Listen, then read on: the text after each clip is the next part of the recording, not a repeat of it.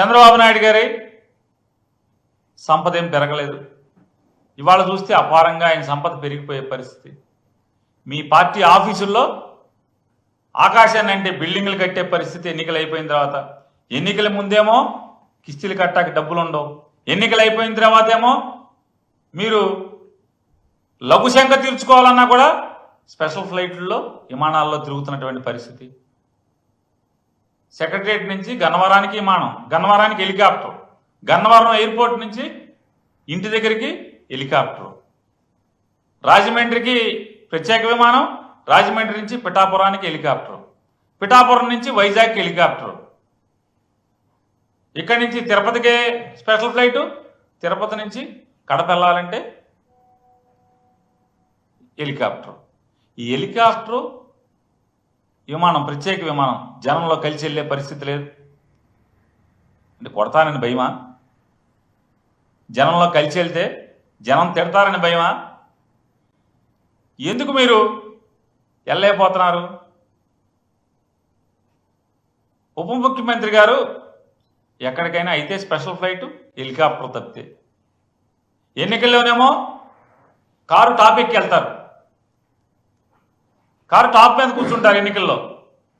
ఇప్పుడేమో కనపడకుండా విమానాల్లో ఇంకో పక్క ప్యాసింజర్ కూడా ఉండకుండా మీరు ఒక్కళ్ళే విమానంలో వెళ్తారు, హెలికాప్టర్లో దిగుతారు.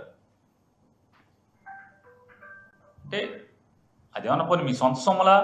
కాదు కదా. ఇదంతా కూడా రాష్ట్ర ప్రజల పన్ను కట్టిన డబ్బుల్లోంచే మీరు ముగ్గురు, చంద్రబాబు నాయుడు గారు కానీ, లోకేష్ నాయుడు గారు కానీ, లేదా పవన్ కళ్యాణ్ గారు కానీ, ఇలా ముగ్గురు తిరిగేటువంటి ప్రత్యేక హెలికాప్టర్లు కానీ లేదా ప్రత్యేక విమానాలు కానీ, ఆఖరికి వీళ్ళ కుటుంబం దగ్గరికి వెళ్ళాలన్నా కూడా ప్రత్యేక విమానమే.